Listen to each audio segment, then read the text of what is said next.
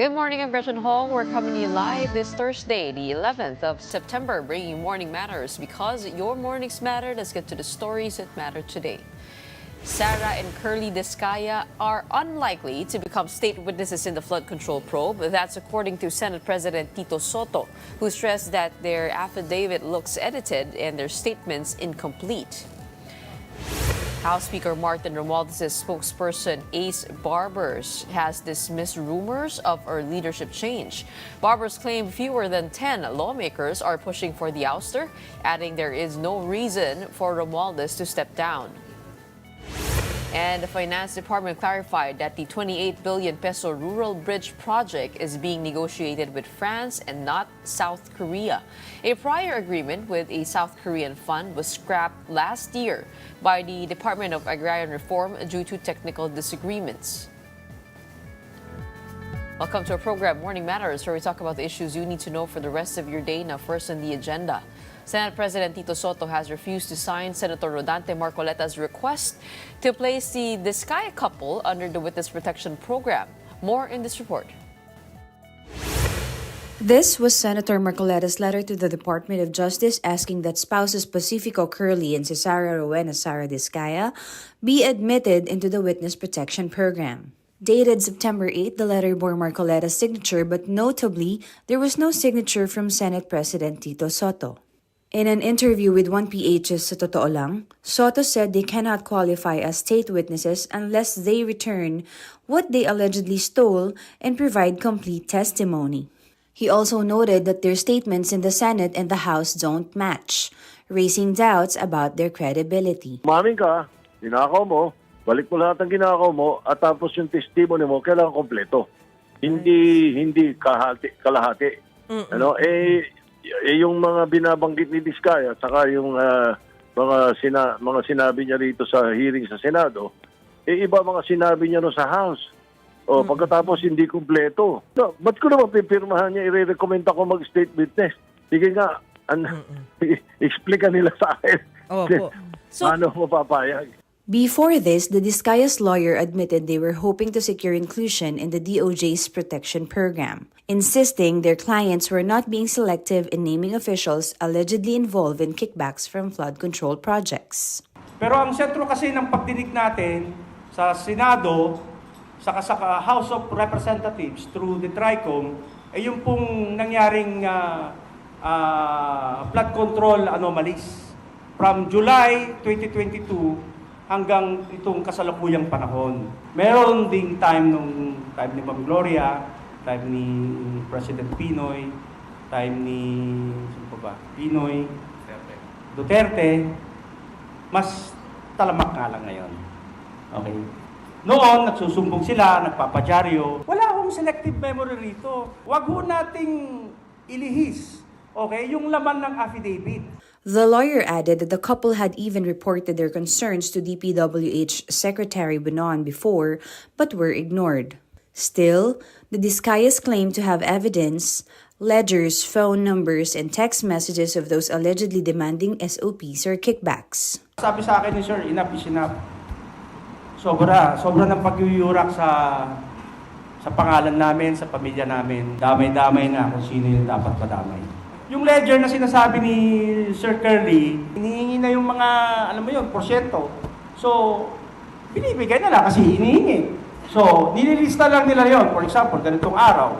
Hindi ho niya isasakripisyo yung buhay niya, yung pangalan niya, kung hindi niya kayang panindigan. Earlier, Congressman Terry Ridon said the Discayas cannot qualify as state witnesses because they are not the list guilty. The DOJ has also clarified that they can only be considered if they return the money they illegally obtained. Meanwhile, Senate President Soto also addressed questions over the custody of Bryce Hernandez, a detained witness. He said he allowed Hernandez to be brought to Pasay City Jail following the House of Representatives' request, noting that compromise is sometimes necessary in interchamber relations. Kung hindi ko pinagbigyan yung request ng House of Representatives, kailangan namin si Mendoza. Sa kanila na, nakakontempt naman sa kanila. Sa tingin mo, bibigay sa amin? Oo, kaya dapat Sa tingin mo, pagka kami nag-request, hindi kami pagbibigyan ngayon dahil hindi ko sila pinagbigyan. Alam mo yun, alam mo, hindi lang ang politika, ang leadership siyempre meron kang tinatawag na compromise Of course. Pero ang importante rito, walang na violate na rules. Senator Bato de la Rosa said he finds the testimonies of contractors Curly and Sara Discaya at the Senate hearing on flood control projects to be credible so far. De la Rosa, however, noted that the testimonies still require further validation.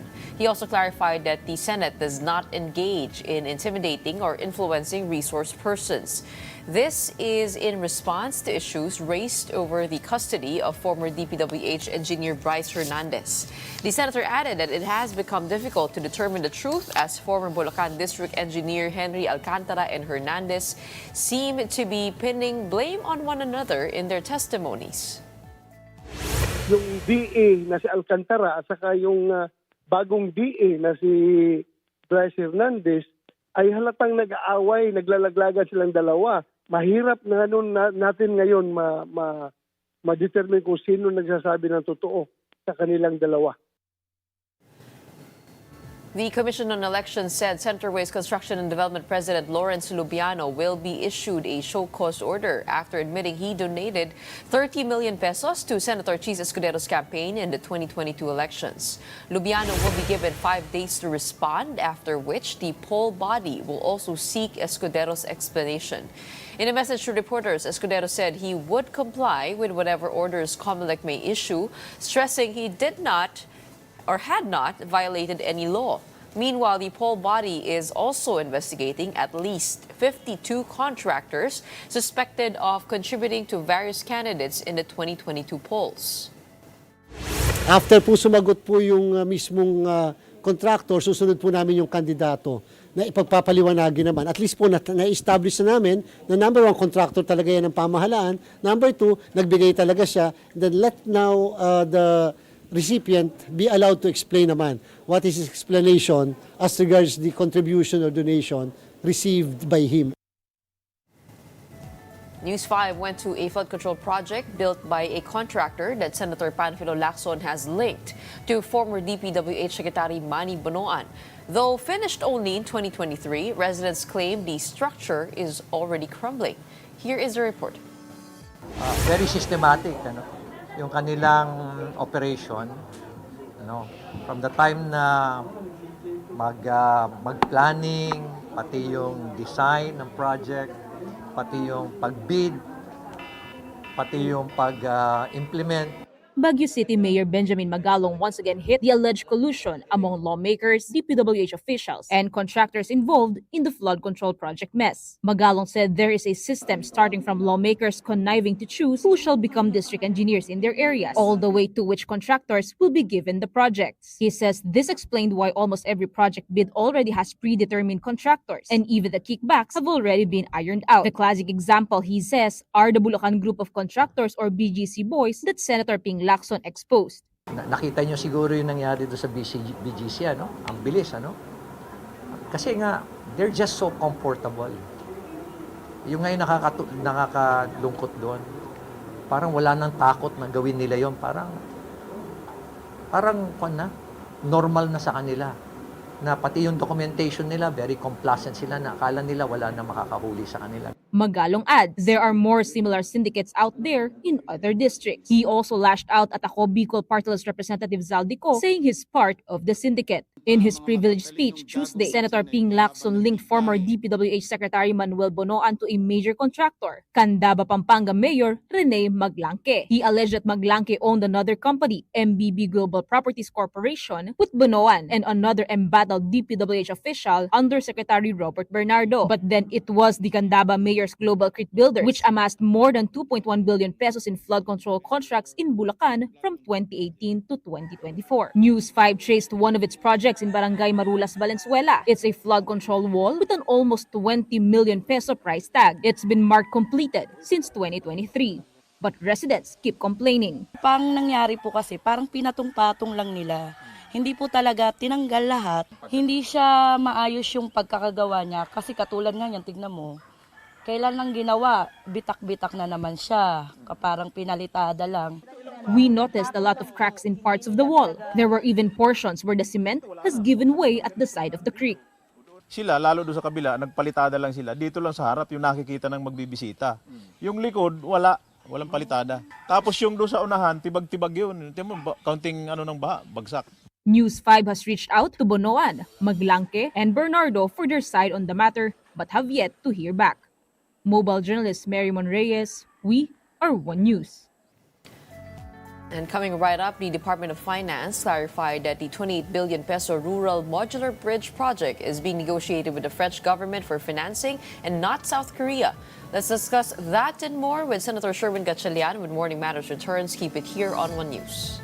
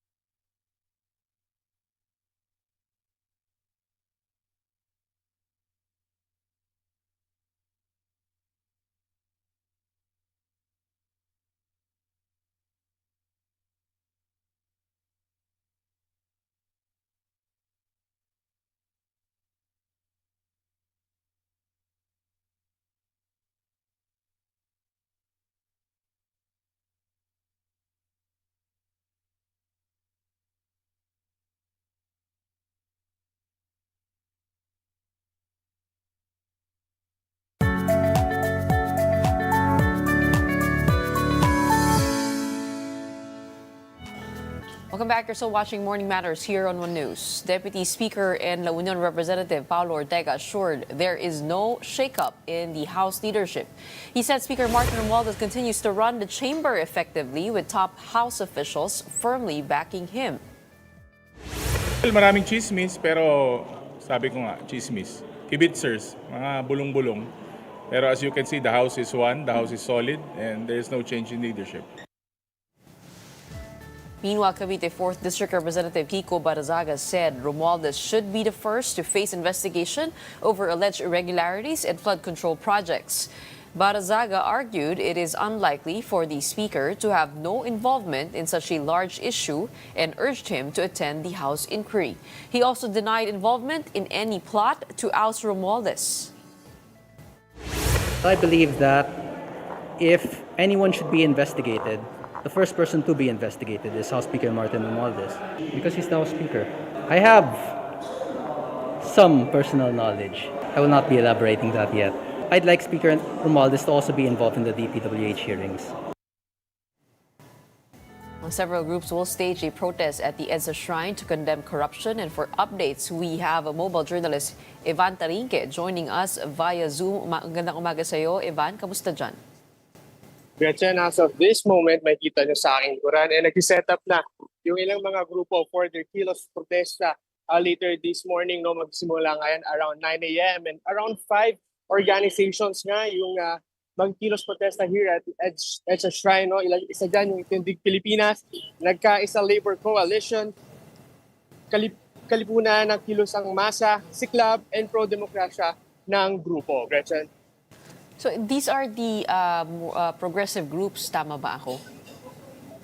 Yes, tama ka dyan, Gretchen. No? And today, they will commence nga itong kanilang kilos protesta at 9 a.m. Magkakaroon din ito ng mass. So, para nga dito nga sa kanilang panawagan na agarang pagpapasimula ng independent commission, paglalabas din ng SALN ng mga nahalal na opisyal, lalo na yung mga nasangkot nga rito sa flood control issues. No, and yung of course yung panawagan nilang panagutin yung mga opisyal na sangkot naman sa korupsyon, Gretchen.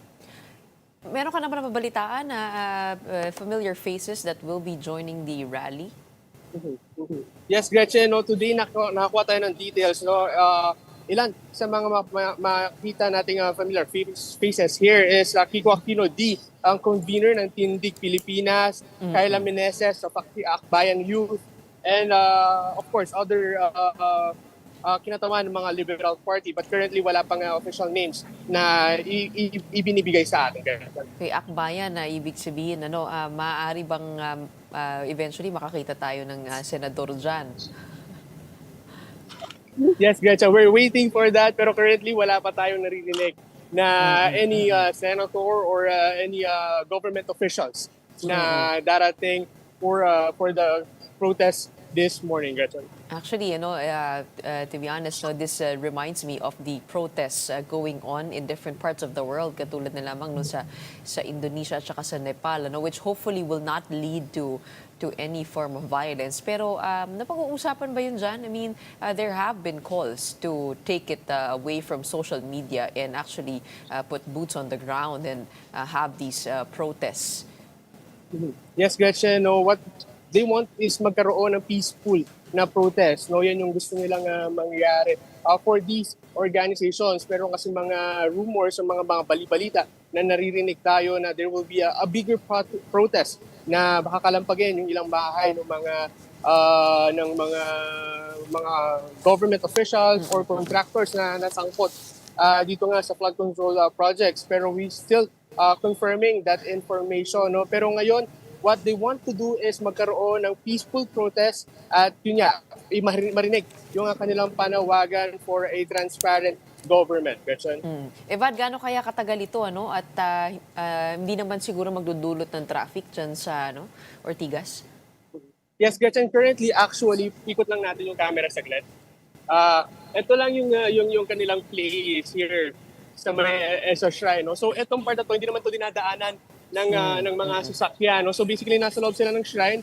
Meron lang silang stage dito. Nakita natin, naka-set up na yung ilang speakers at microphone. So basically, dito mangyayari yung kanilang protest at hindi naman sana lalabas dito sa part na to ng EDSA. Gerson? Okay, alright. Abangan namin ang mga kaganapan dyan mamaya. In the meantime, stay safe and we hope for a peaceful protest indeed. Maraming salamat. We have Mobile Journal Ivan Tarinque joining us from the EDSA Shrine. Senators are debating whether Sara and Curly Discaya should be considered as state witnesses. What exactly is the criteria for this? To answer that question, we have on the show former Integrated Bar of the Philippines President Attorney Domingo Cayosa. Magandang umaga sa inyo, Attorney. Good morning, Gretchen. Magandang umaga sa nakikinig at nanonood sa inyong program. Let's go straight to the question. After all the facts have been presented, the affidavit submitted, and seeing the context around those facts, what is your answer to that? Could the Discayas be considered state witnesses? At this point, I don't think they would qualify as state witnesses. Number one, because they seem to be as guilty as the masterminds. They are major players in the crime. Secondly, and more importantly, it looks like their affidavits and their statements is not the truth and the whole truth and nothing but the truth. So it is wise and prudent for the Department of Justice and even the Senate to first vet out the testimonies of these people, because the Witness Protection Act also requires that whatever information or testimony they are offering in exchange for witness protection benefits should be validated or corroborated in its material aspects. Nagagawa yun. So I think it was premature for the former Blue Ribbon Committee chair to recommend them outright for witness protection benefits. Kailangan suriin muna ng mabuti yung kanilang sinasabi, because it's very obvious that they're trying to protect some people. They're only telling part of the story. At yun nga ho yung hindi pinirmahan ni Senate President Tito Soto dahil daw para sa kanya may suspetsa siya na inedit yung affidavit ng mga Discaya, and we have to verify the statements. Kung sakasakali po ay yun nga po ang natagpuan nila, no? Na inedit ito, may undue influence on the affidavit. Does that disqualify them outright, or could they somehow complete the story, tell the whole truth, fill in the gaps, which was probably the years 2016 to 2022 na walang pong nabanggit? In short, is it impossible for them to become state witness, or konting remedyo lang ito? I think it would still be possible for them to become state witnesses, but they should come clean. No? And that's the beauty of the law, because it's not enough that you just squeal partially and then you get the benefits. The Department of Justice will have to analyze whether or not you're sincere, and they will compare your statements with your previous statements. So maingat din, because maraming mga dating witnesses ng gobyerno na later on ay bumaliktad.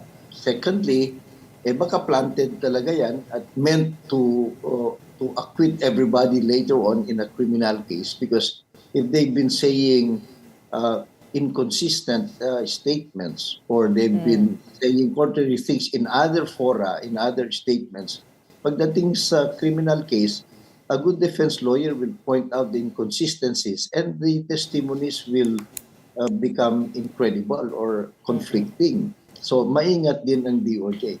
They really have to present, for example, documents, ledgers, bank checks. They have to say what banks were used, because these monies were withdrawn somewhere. Who did it? Who delivered? Kulang ng detalye.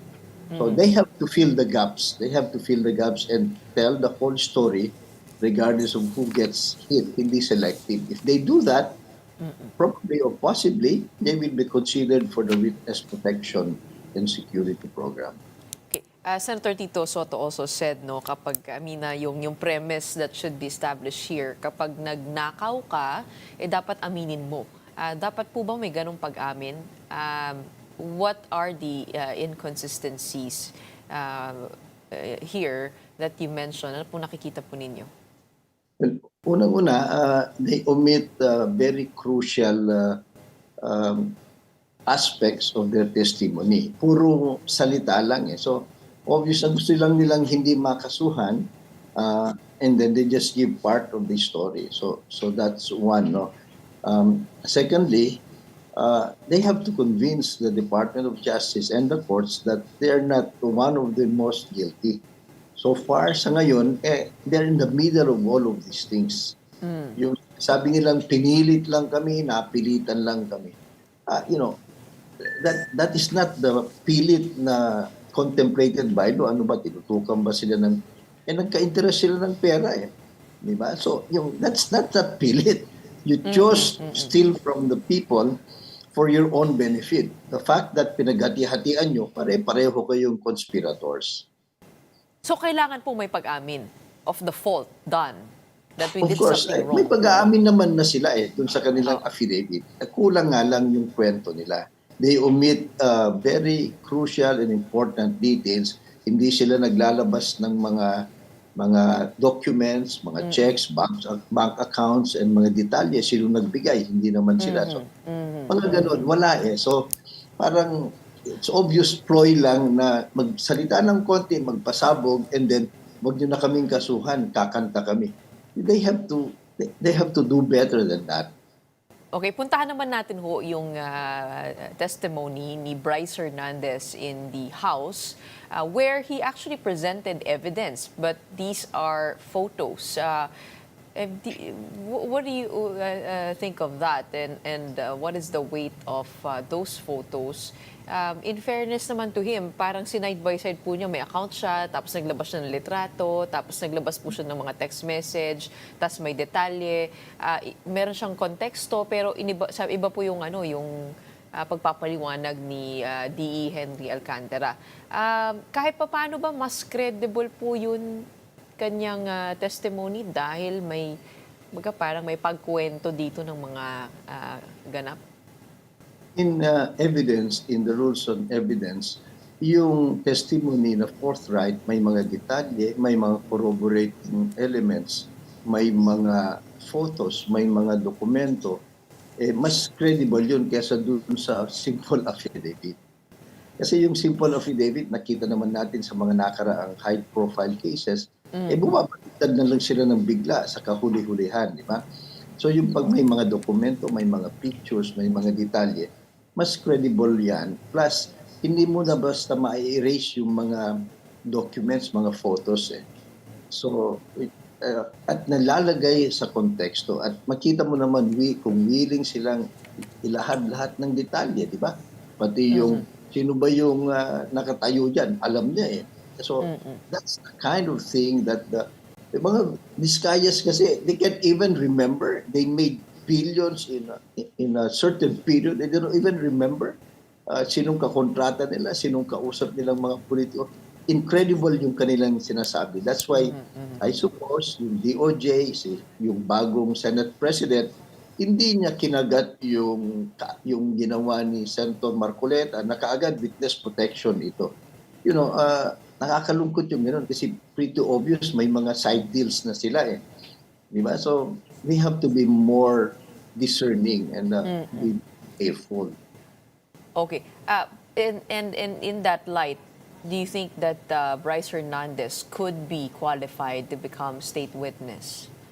At this point, hindi pa. But it appears hindi siya yung galamay lang siya eh.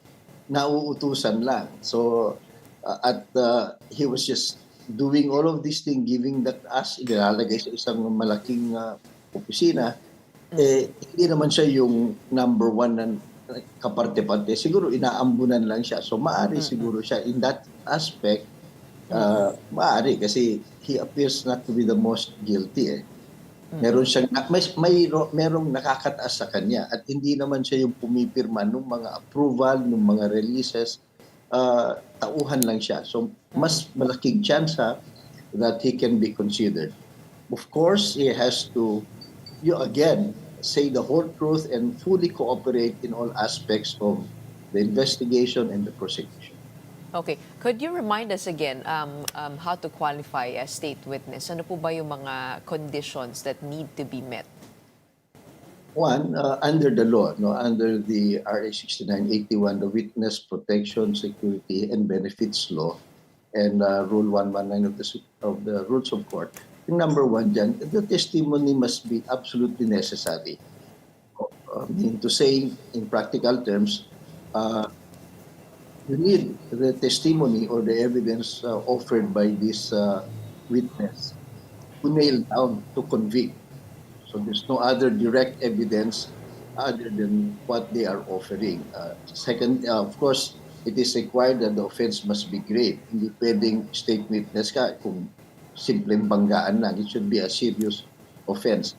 The witness should not have been convicted of a crime involving moral turpitude. Why is that? Because if they want to be assured of your credibility and your integrity.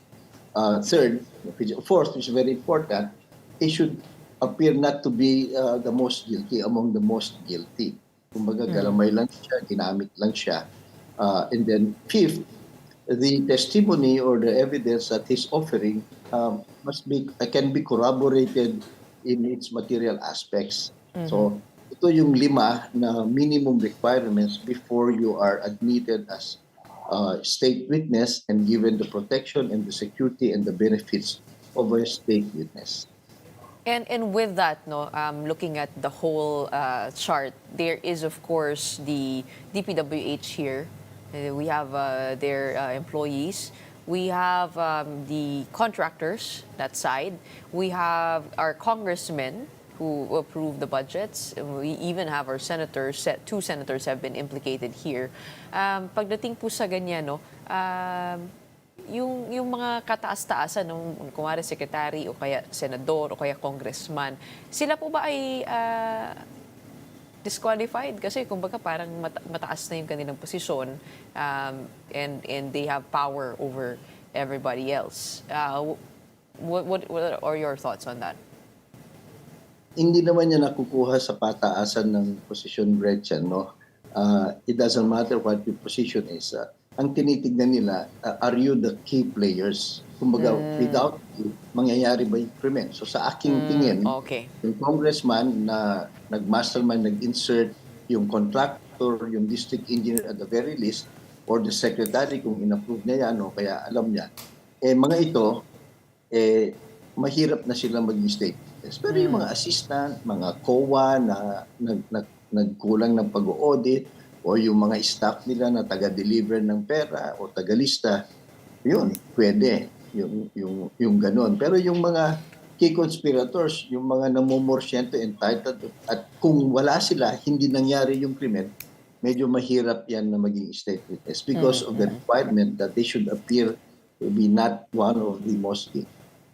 Okay. And given that senators and congressmen have already been named, senators by Bryce, congressmen by the Discayas, ano kaya ang kailangang weight of evidence to be able to implicate these individuals or prove that they are somehow linked to this? Kasi yun nga, puro pangalan lamang o pwedeng sabihin na yung photo, fan photo lamang. At yung mga opisyalis naman, they would say, hindi naman ako nakipagkita dyan. And usually naman, hindi naman ho talaga, di ba? Dahil may mga tao po yan sila. So, ano po yung weight of evidence that is required by law to actually have a case here against them? But, let me clarify, Gretchen, na mali yung sinasabi ng marami na there must be direct evidence. That's a lie because criminal cases you can achieve a conviction even with circumstantial evidence. Yung bang hindi diretsong nandun, hindi diretsong narinig, but circumstances that when you connect them together will prove a fact. So, at saka it is foolhardy naman for us to expect na kung tatanggap ang isang senador o ang congressman, hindi siya ng resibo. Diba? Kaya siya mismo, diba? So, hindi. So, but that's why the details should be revealed by these witnesses because certainly they gave the money or they deposited the check somewhere else. Wala pa yun eh. at sinong tumanggap ng, because you can identify sino ba yung tao na yan, and then again prove that this person is in the employ of this congressman, mga ganon. Kasi nga, hindi naman maniniwala ang tao na yung staff lang ang tatanggap niyan at siya ang tumatanggap at siya talaga ang kurakot. Yun, tinatanggap niya for the boss. But these details, kailan yan ginawa, saan, magkano, because these are series. Sabi, ang lalaki, hundreds of millions, billions. So they have to detail. Hindi lang pwede yung mga ballpark figures. And that's very important in criminal cases. Okay. So, yung text message po sa Viber and pinicturan na disappearing messages, that could be admitted already as evidence. Wala pong issue dyan. Pwede. Qualified po yun. Yes, that's material, that's relevant. And electronic data now is evidence. Matagal na ho yan sa e-commerce law and sa rules of court. Kinikilala na yan. Mga video, mga text messages, Viber, Facebook, those could be admissible evidence. Okay. At this point, ano pong mga kaso kaya ang pwedeng maisampa rito? Doon muna tayo sa account ni Bryce Hernandez. Meron pong mga litrato. Bukod doon sa text message po na yon, meron pong litrato doon nga sa kanilang opisina of heaps, bundles of money. And syempre we have from Senator Ping Lacson, yung kanilang pagpasok at labas sa mga kasino. Ano kaya yung mga pwede na sa ngayon na maisampa? Well, ang pinakamadali would be administrative cases, and that is within the power of the President or the Secretary of DPWH o kaya yung Ombudsman. No? There's more than enough evidence kasi sa administrative cases, para tanggalin yung isang opisyal, ay you don't need proof beyond reasonable doubt, and you don't go to court. It's just an administrative process which by law and its nature is summary. So dapat gawin na nila yon. Pangalawa, pwede na rin silang kasuhan ng mga lesser offenses gaya ng violation of the Anti-Graft and Corrupt Practices Act or violation of the law and ethical standards for government employees and officials. Kasi yung pagpunta nga sa casino, bawal na yan. So pwede na silang kasuhan ng ganyan. Now, as the investigation goes on and they get more details, then it can go all the way up to plunder kasi malinaw na plunder ito eh.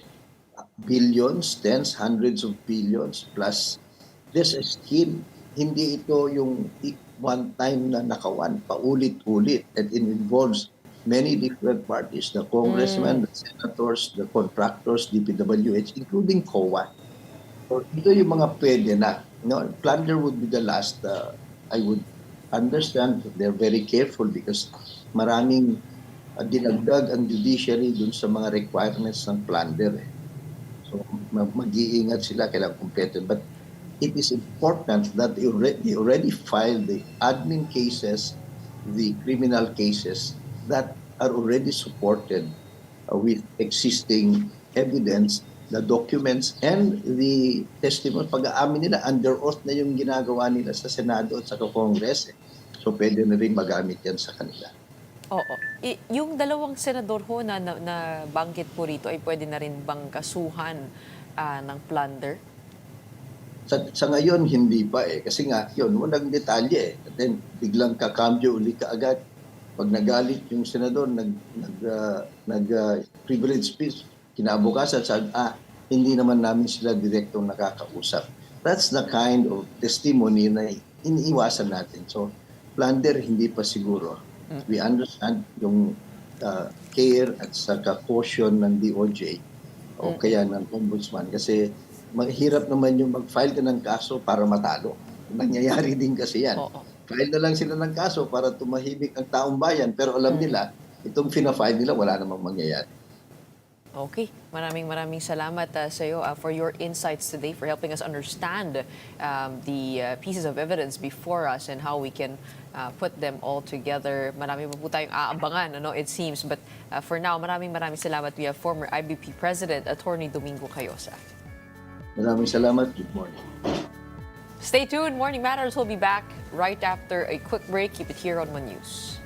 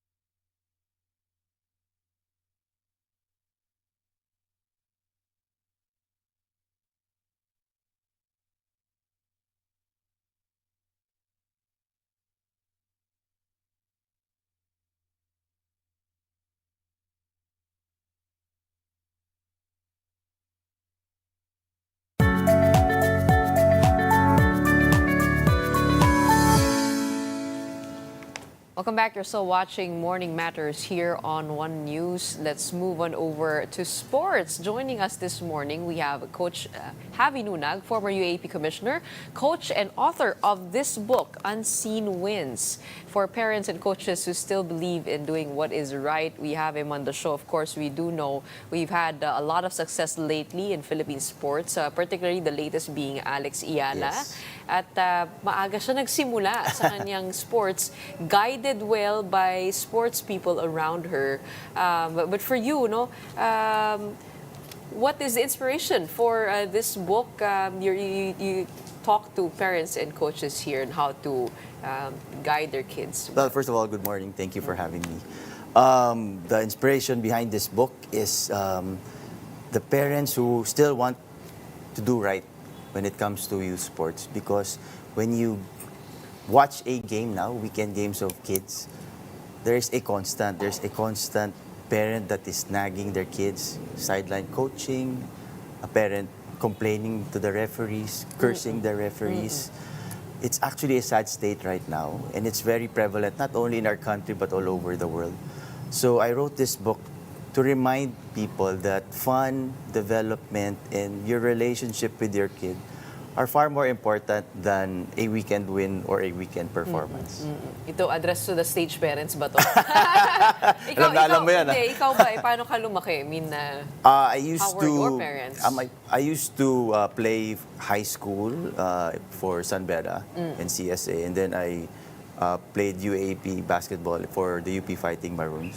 And after college, I went into coaching in the PBA and in the UAP and NCAA Ateneo. Used to coach the last 2 years of Kiefer, Ravenna.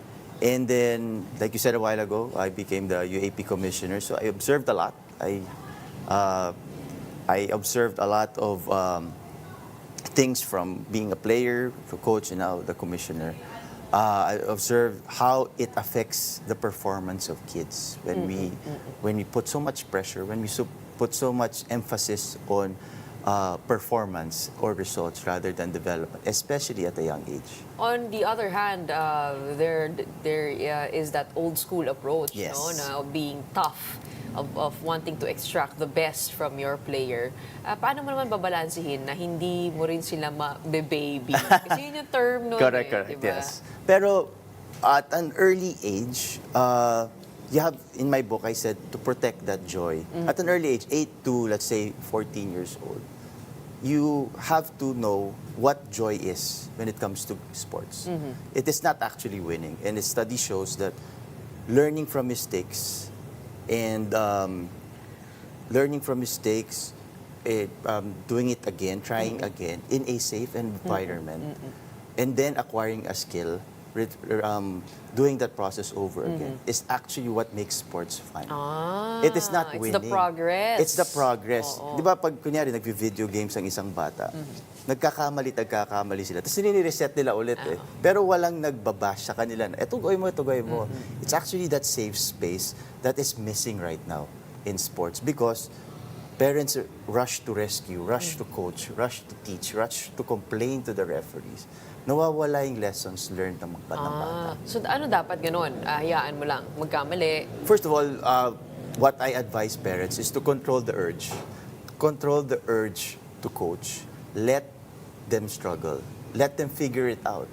Because eventually, those are the lessons that they need to Even improve. for an athlete parent, wouldn't that be incredibly It would be hard. difficult? Because it is actually, for an athlete parent or for any parent that matter, because it is not their journey, it is the kid's journey. The parents have to be parents. The parents cannot be the So coach. kailangan primary role yung pagiging Primary magulang. role of a parent is to support.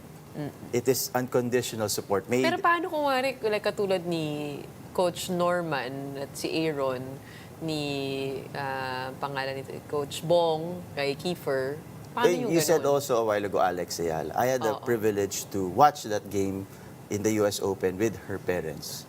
The parents was just calm. They were just calm and they were supporting unconditionally. It was the coach who was coaching Alex Ayala. So what I'm saying is that yes, you can teach your kids. Yes, you can do that. But at the same time, when the kid is playing, when they're playing, it is their coach's job to teach them, to coach them. Your job, your primary job, is unconditional love and support. That's it.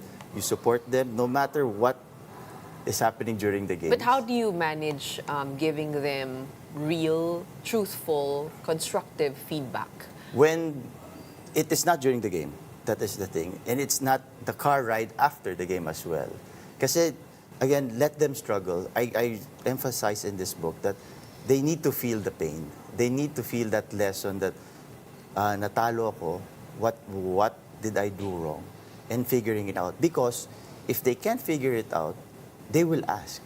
They will, and that's the time to teach. Kapag Pagka tinanong ka na, hindi yung sa sobrang, let's say for example, you lost the game. Ikaw yung kunyari nagpatalo. You missed the shot, you missed that serve to win the game. There's a lot of emotions going through that child's head. And we remember, we're talking about a 12-year-old, a 10-year-old. Hindi naman to UAP player na medyo mature na. 10 to 12-year-old. She is still figuring out what happened. And then you bombard them. Dapat ito yung ginawa mo. Dapat yung serve mo. Ganito. Dapat ito yung, yung shooting form mo. So, you are actually adding pressure to the kid. And then the kid will say, oh, nagalit si mama, nagalit si dada because I missed that shot. Remember, there is a time and place for everything. And teaching and preaching and making sermons right after the game just confuses and adds pressure to the kid. What made you write this book? I mean, I love the emphasis on the psychological, mental aspect of it, no? In which I think in our years, Yes. if you were coaching during Kiefer's time, medyo ilang taon lang naman yung pagbuhat namin. Hindi pa siya ganun ka-advance yung emphasis on the psychological aspect. What made you, talk about this? Like I said a while ago, it was the state of youth sports right now. I do have 2 kids. I have a 12-year-old trying to be a basketball player and a 15-year-old trying to be a volleyball player. So every time I watch them, it is actually a constant of parents complaining, cursing at referees, parents sideline coaching. What I mean by sideline coaching is if, for example, there's a timeout, the parents would actually look at the parent first, look at their parents before they go to the coach and their timeout. Kasi naghahanap ng affirmation. Naghahanap ng affirmation. At kung hindi sila naghahanap ng affirmation, ang ingay-ingay ng parent na, etong gawin mo. So, hindi niya alam kung saan titingin.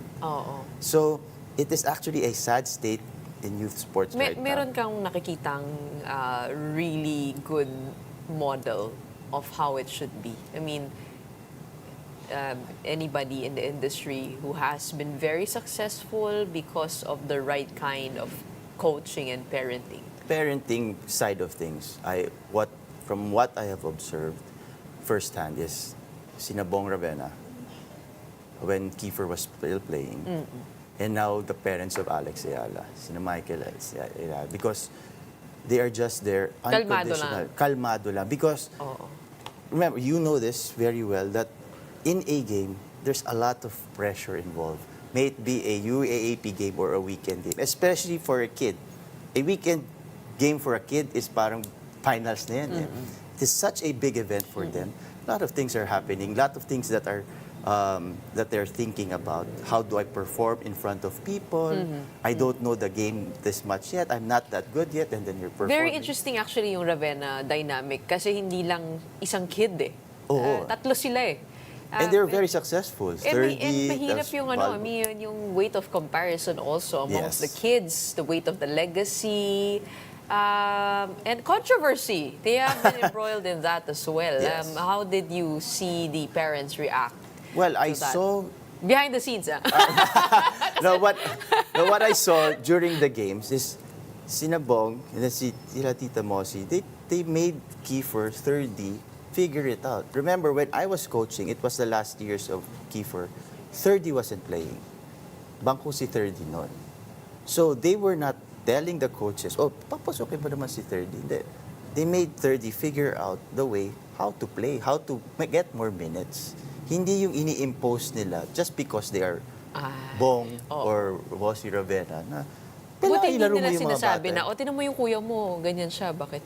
Walang ganon. Ayun ko sa bahay nila, hindi ko alam. Pero akala ko nandun ka when I observe them during games, it is their calm and their unconditional support for their kids that help them. Because we know how Kiefer and 30 years, Annie is playing well. So it is actually not Bong's and Mosey's journey. It was Kiefer's journey, different from 30s and different from Danny, which they respected. They allow them to shine with their own strengths. Yes. Oh. Okay, why unseen wins? Because these are the unseen moments in a game that needs to be learned by parents, not by kids. Because we are talking about, this is the state that I'm talking about, in youth sports, that we are so results oriented. We are so parang panalo. But again, like I said, fun, development, and your relationship with your child are more important than... Do you think the parenting and the coaching, I mean, do you think that's a make or break for an athlete? Parenting. Or parenting, do you think that's a make or break? It's actually not make or break. It's more of the impact in your relationship. Mas relationship. Mas so marami pa rin values-oriented. nagtatagumpay kahit kumbaga parang absent father and mother. I'll give you an example. For Tiger Woods, he was bombarded. He was really drilled to become a great golfer. But the approach is different for his son. Hindi siya ganun sa anak niya. So there are different aspects. But what I think what Tiger is saying is there is a different strategy when it came to him. Now he is not doing that same strategy to his kid in golf. And how is that working? I think it's okay. I think it's okay. But what I'm saying is that I emphasize your relationship with your child because Alagaan mo. Alagaan mo. Kasi the pressure that comes along with playing a game, lalo na pag ikaw pa yung magbobombard sa bata, nakakadagdag ng pressure and kawawa rin yung bata. Oo nga naman. Oo, Alam na alam mo yan. Alam ko yan. Pero hindi na ako magkakwento. Baka sermonan ako. Okay, where do we buy this book? It is available in Amazon.com. Locally, it's available now in my website. It's javiernunag.com. I made it especially for this book. And if they want to contact you for coaching, how do they get in touch? Instagram and Facebook, I'm there. Okay. Yeah. Basketball, what else pa do you teach? Basketball per se, and then also life skills. Life skills. So if you want to be a better coach, want to be a better parent, then contact Coach Javi Nunag. Maraming salamat for joining us today. Congratulations. Thank you. On your book. Thank you. Good lessons for life that we need to apply, not just in sports, but also in our careers and in our professions. In the meantime, that wraps up today's episode of Morning Matters. We hope we've given you the right start to your morning. Let's go ahead and make the day matter. My name is Gretchen Hall. We are One News, all sides, all the time.